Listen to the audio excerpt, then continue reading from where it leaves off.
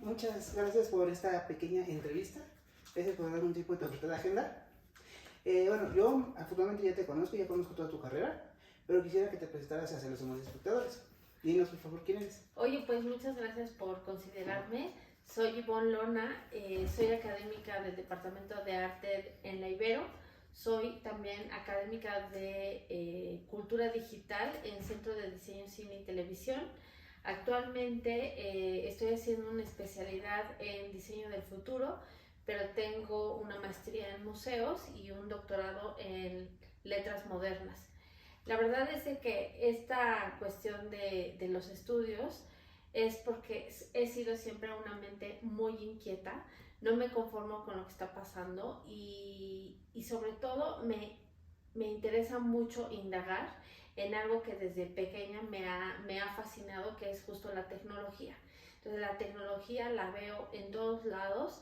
He visto cómo ha ido evolucionando de manera muy acelerada. Hay ocasiones en las que yo misma me siento abrumada y bueno, justo por esa razón es que me he especializado en este tema, que debo decir que a veces me siento de verdad rebasada porque va muy, muy acelerado.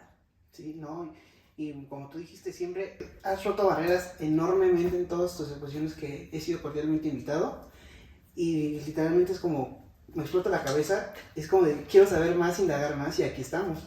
Sí, pues bueno, en mi canal de YouTube, que no tengo muchos seguidores, pero pueden verlos ahí, tengo algunos videos que recopilan justo estas exposiciones que he realizado, en donde me he acompañado de talento joven, de varios alumnos que han participado, se han sumado justo a esta inquietud acerca de arte, diseño y tecnología. Perfecto, Iván. Y bueno, también indagué algo de ti y nos lo comentas, tienes una maestría en crítica del arte, si mal no recuerdo, ¿no? Y hablando de la tecnología, quiero saber si tú notas como que un aumento en la tecnología en tu ámbito laboral.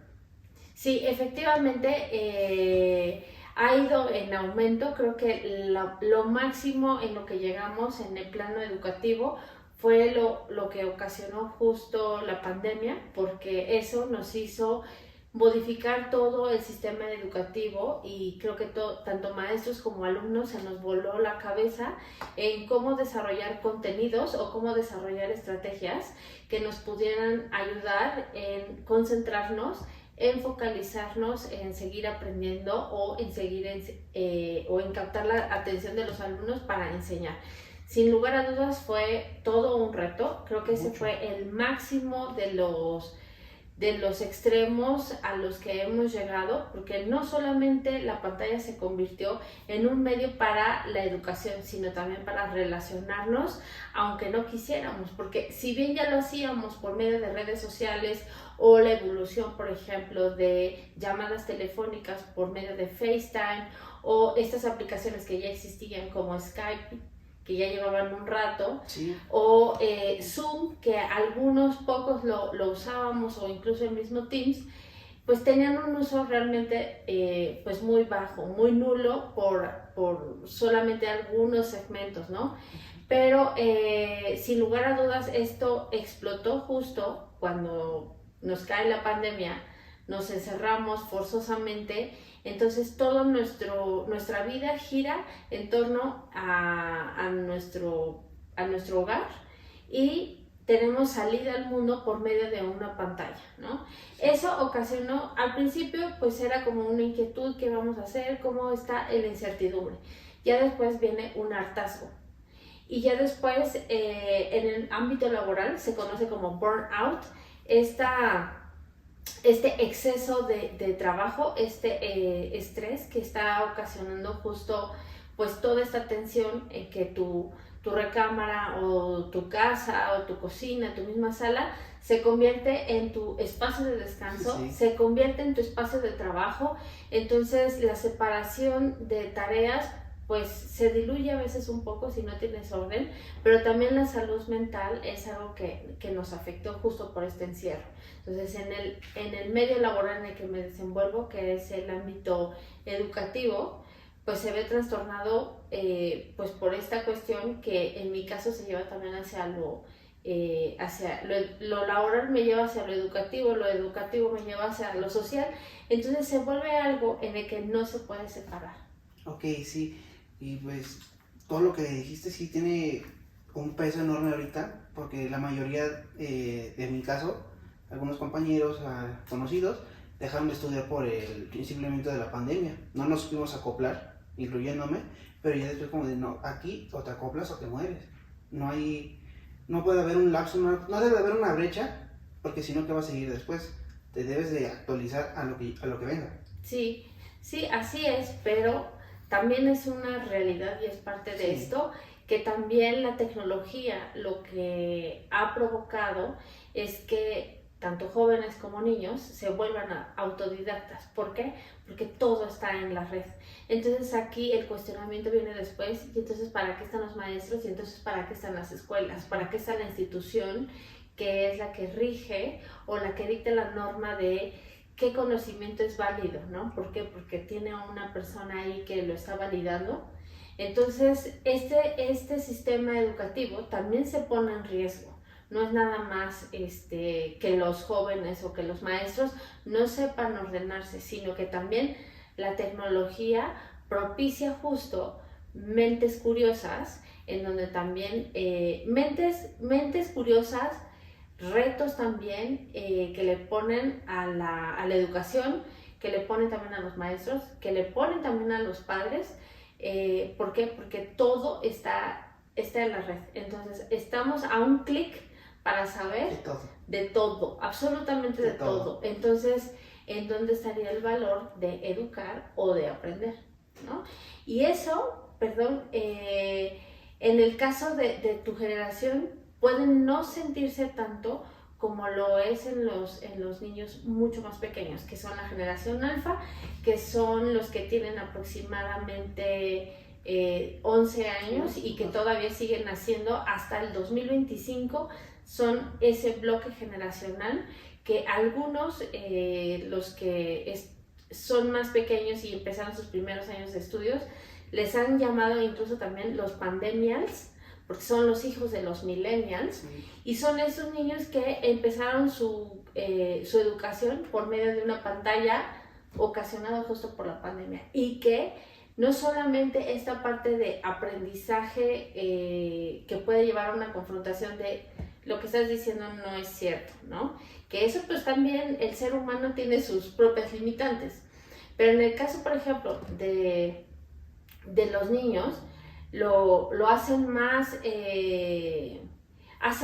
notoria este juicio o este razonamiento lógico o crítico de quiero que me demuestres lo que estás diciendo, lo que estás hablando, ¿no? Entonces, al regreso a clases presenciales, su problema ha sido el no saber relacionarse socialmente. ¿Por qué? Porque en una pantalla, en un videojuego, yo siempre tengo la razón, y si no, pues vuelvo a empezar el videojuego o vuelvo a empezar la película y yo tengo la razón. Y desde un ¿no? círculo. Exactamente. Entonces, cuando van a la escuela, son problemas de cómo me voy a relacionar con otros. ¿Por qué? Porque en mis hábitos de streaming, en mis hábitos de cultura digital, yo mando, ¿no? Entonces se obtienen las cosas como yo quiero y obtengo recompensas rápido.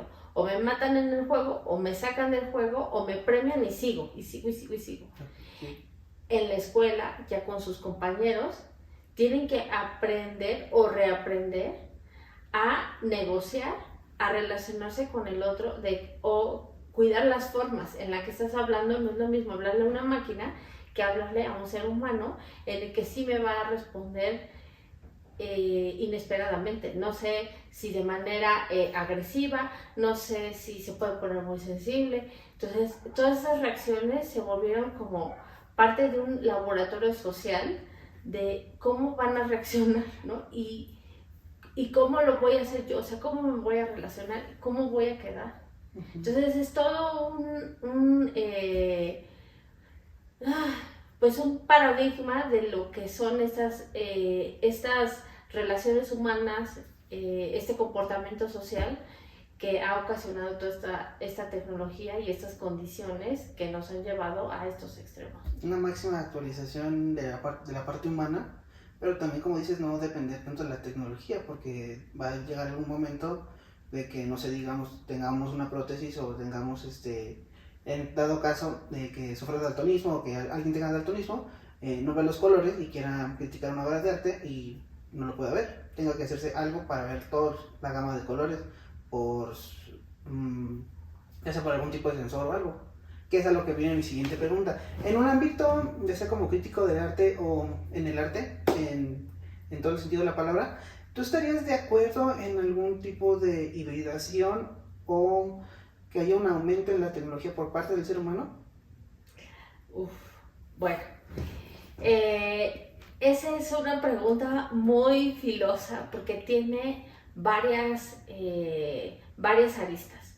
La primera de las aristas es que sí, efectivamente, poder hacerse un implante puede ayudar a combatir una discapacidad, y eso permitiría que personas que han estado excluidas, pues porque le faltan partes de su cuerpo, porque tienen limitaciones visuales, limitaciones auditivas, pues permitiría que entre a un grupo social mucho más amplio y que no experimente o que no viva la exclusión. Eso sería buenísimo, ¿no? En el caso, por ejemplo, de Neil Harbisson, creo que es el caso más sonado, porque pues, es de los primeros cyborgs, que así se conocen. Cyborgs reales, porque en caricaturas, en películas, pues por supuesto que existen los cyborgs, pero en la realidad física es el primer cyborg que tiene incluso un pasaporte con esa categoría, ¿no? Entonces, en ese caso, pues a él le permitió combatir su problema de visión y poder entonces entrar a un mundo de colores en el que la percepción del mismo no es necesariamente por el ojo, sino por medio de frecuencias que están dentro del espectro electromagnético, con el que puede detectar el sonido de cada uno de los colores por medio de estas frecuencias. Pero tener una máquina conectada a su cerebro le hace ser de alguna manera superhumano. ¿Por qué? Porque la capacidad que tiene él para percibir esas frecuencias, nosotros en nuestra limitación humana no la tenemos. Entonces está limitada. Entonces aquí se abre una brecha. Esa brecha es, bueno, de haber estado abajo por una discapacidad, ahora está muy por encima, porque no es solamente eso, también puede tener beneficios de otra índole, como él lo que decía dentro de su aspecto, que no es nada más de vida o físico, sino que también lo ha usado para hacer arte, y también pues está propiciando que se den nuevos sentidos, que ya no son estos 5 nada más que nosotros tenemos, sino como esto que él expone acerca de la orientación del norte, esto de tener wifi siempre. Entonces estarías como abierto a una multiplicidad de conocimiento, porque tienes en tu propio cerebro una ayudadita de ese wifi, pues para tener conocimiento. Entonces sí, la especie humana se volvería como una especie de e-humans, ¿no?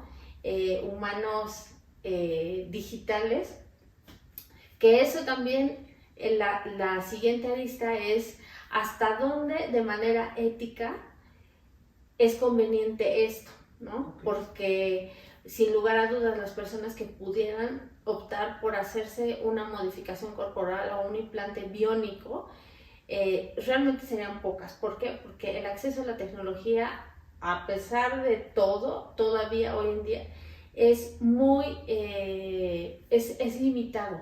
No todos tienen acceso a internet, no todos tienen acceso a aparatos digitales, y mucho menos de última generación, mucho menos va a ser para un costo de una cirugía biónica, sí, ¿no?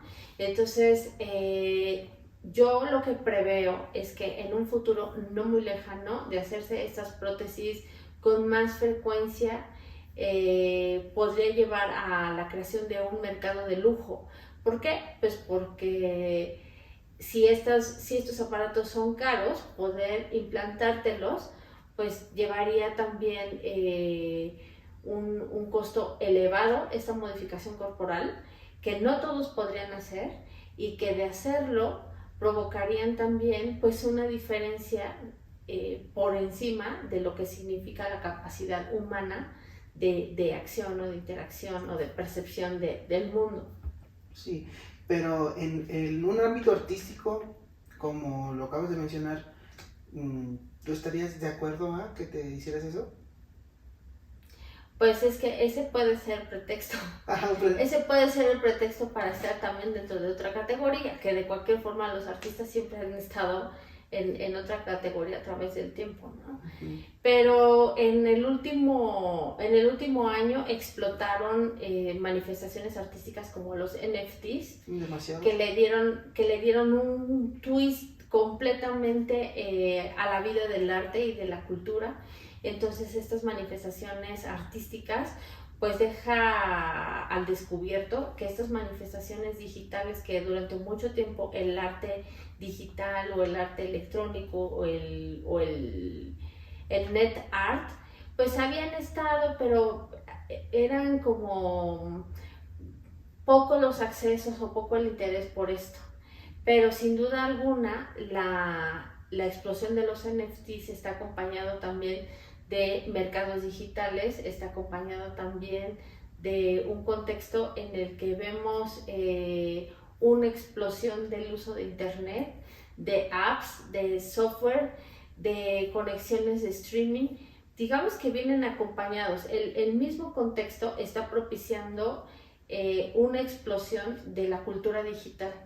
Entonces somos más consumidores de productos digitales, entonces de las ventas en línea. México no era muy creyente y buenos compradores en línea, pero la pandemia lo que hizo fue explotarlo, ¿no? Y eso fue, en realidad, fue como una especie de dominó, ¿no? De juego de dominó, de piezas de dominó que fueron cayendo alrededor del mundo, más sociedades, y que lo que provocó fueron más manifestaciones digitales. Viéndolo de otra manera, Ivonne,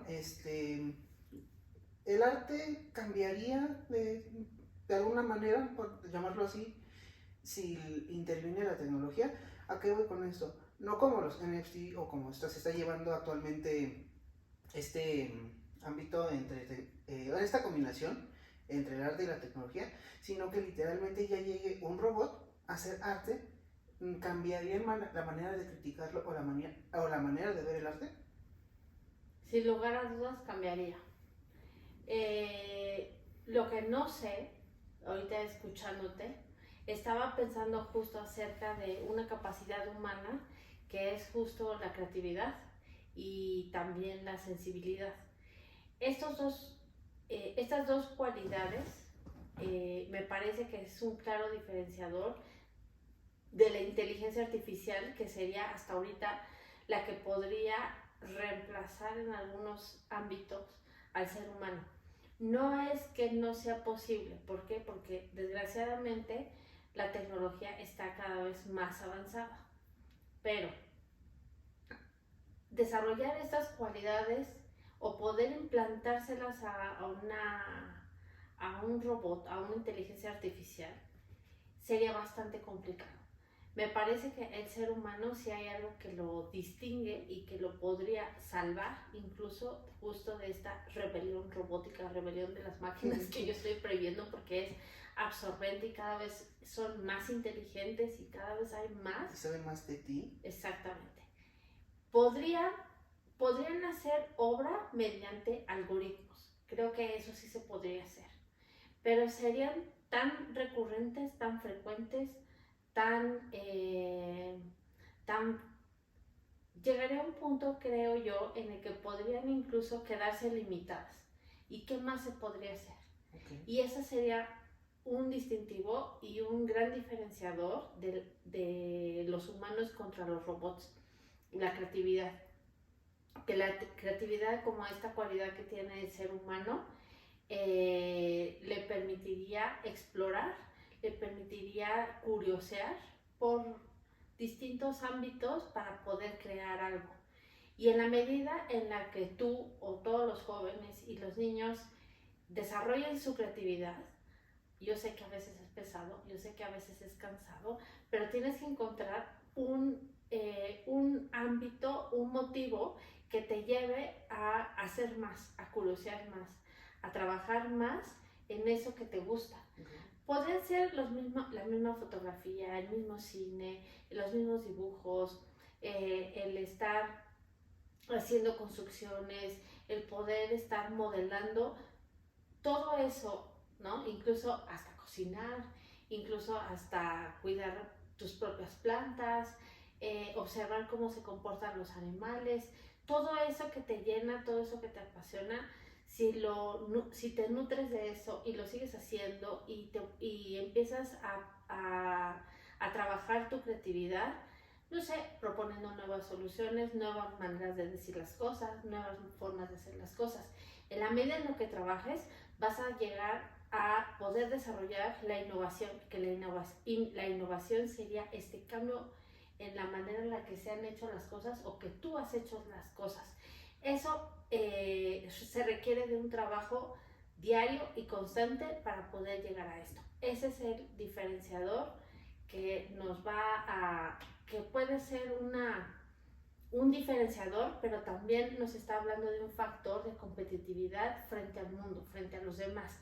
Porque si tú caes en esa inmersión, en esa absorción que tiene la tecnología de captar toda tu atención durante mucho tiempo, incluso los mismos algoritmos de TikTok están diseñados justo para absorberte y para decir, hey, has estado mucho tiempo sin entrar otra vez a TikTok y sin verlo, te voy a poner esto, te voy a poner esto otro. O por ejemplo el mismo Instagram, que es también adictivo. De repente te aparece publicidad que tú dices, ¿y cómo sabe mi teléfono que yo estaba buscando tal cosa? O que me interesa tal cosa. Bueno, pues es que si tú no dieras tantas veces Tu me gusta. tus me gusta, pero también los registros que tenemos en Facebook, acuérdate que Facebook también compró WhatsApp, compró Instagram. Entonces todas las búsquedas que tú hagas en Facebook, todas las búsquedas que hagas en Google, porque Google también está en todo, son motores de búsqueda. Sí. Entonces, todo lo que hayas googleado, entonces después de decir, estás interesado en tal cosa, te lo voy a mandar, porque seguramente te va a gustar. ¿Qué pasa si somos rebeldes? Si burlamos de vez en cuando el algoritmo, no estaría mal, a mí me gusta hacer eso, Sí. ¿no? Burlarme de los códigos, burlarme de los algoritmos, eso me encanta. Y se pone muy divertido. Y en la medida en la que hagamos esto, podemos ser seres libres. Okay, sí. Que eso es justo lo que necesita el arte. Libertad siempre ha sido la manera de ver, para mí el arte es libertad de cualquier tipo, expresión, o sea, no solo quedarte, digamos, el muralismo no solo ser lo que capta el muralismo, lo que define como muralismo, no, sino romper las barreras de esa definición si estás haciendo ese tipo de arte. Y en las partes que yo te he visto exponiendo, eres literalmente lo que dice siempre, rompes las barreras a más no poder, y eso es una cosa muy agradable de ti, bueno. Gracias. Y ya una última pregunta, y es más como que un poco entre personal en tu ámbito, tú que eres investigadora de arte, ¿tú sientes que a ti y a tus compañeros los está dejando fuera del juego la tecnología o los está ayudando? ¿O eso es una competencia? Ok, les ayuda como herramienta de trabajo para escribir, para imprimir, para gestionar, pero no todas las personas están conscientes de lo que significa la cultura digital, lo que significa la tecnología digital y cómo está transformando la vida, especialmente de las nuevas generaciones que son a futuro quienes van a hacer los consumos de cultura. Y hablando como cultura, no me estoy refiriendo necesariamente a la parte de lo que está en los museos, por ejemplo, lo que está en la música, la música clásica, lo que está, no sé, en los libros, ¿no?, de literatura, sino todos los aspectos que eso significa. La cultura en el término más amplio de lo que guarda justo las expresiones de una sociedad. Entonces, esta sociedad se está construyendo, es intergeneracional, tiene muchas generaciones al mismo tiempo en este momento. O sea, tiene, por ejemplo, generaciones boomer, generaciones silenciosas que ya son los menos, que son los que están por arriba de los 80 años, que cada vez son menos. Después viene la generación boomer, después viene la generación X, después la generación millennial, después viene la generación Z y luego viene la generación alfa. Todos al mismo tiempo confluimos en esta sociedad. Todos tenemos maneras de ver la vida de distintas formas, precisamente porque las condiciones en las que crecimos fueron distintas entre uno y otro. Pero la generación Z, que es la tuya y la de tus compañeros, y la generación alfa, que son los niños de 11 años hasta los que nazcan hasta el 2025, tienen condiciones de vida muy distintas, en donde la tecnología digital es un factor diferencial de otras generaciones que, por supuesto, a ustedes les regula la vida en buena medida, y que si los lugares que ofrecen cultura, como podrían ser museos, como pueden ser galerías, como son cines, como son teatros, como son salas de conciertos, como lo es todos los organizadores de música, si no se atreven, porque sí tiene que haber un atrevimiento y un interés genuino de conocer a esas generaciones jóvenes, cuáles son sus intereses, cuáles son sus gustos,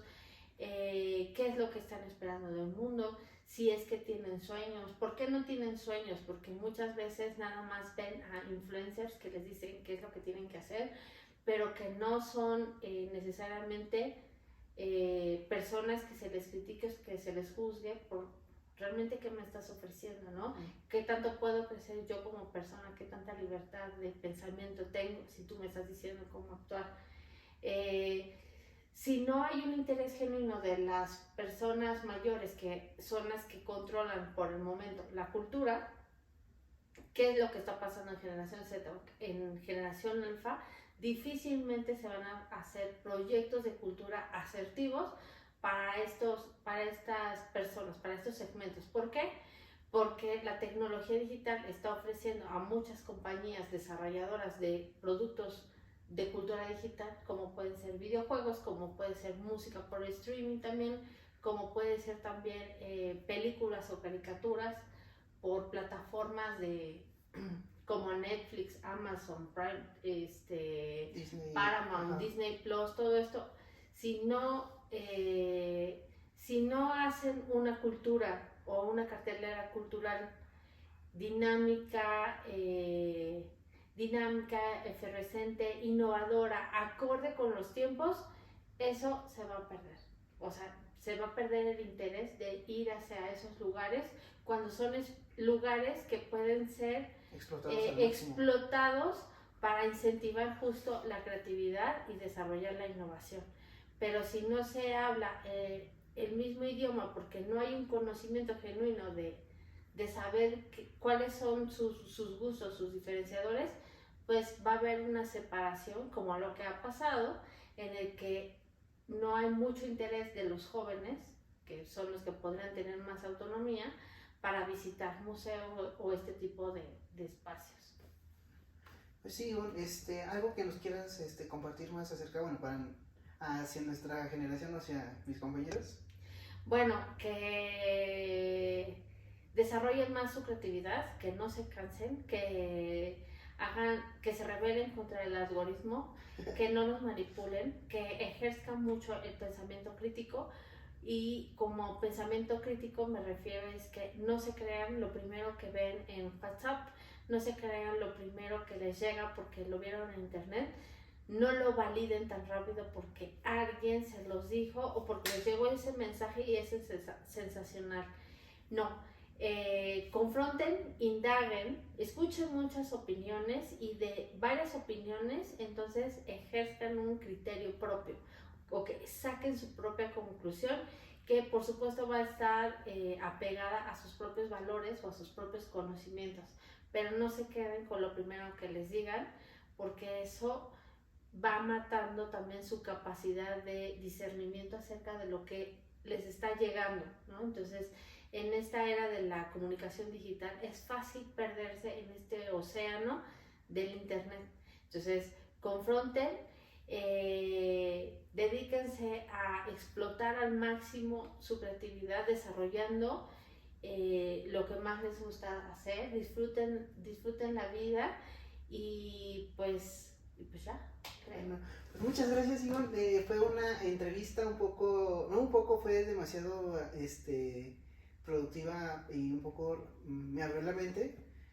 Y pues espero y sigas con tus próximos proyectos muy bien, que todo salga bien. Y muchas gracias por esta entrevista, Ivonne. Igualmente, y pues estoy a tus órdenes, sí, para lo que necesites. Muchas gracias, Ivonne. Gracias. Cuídate.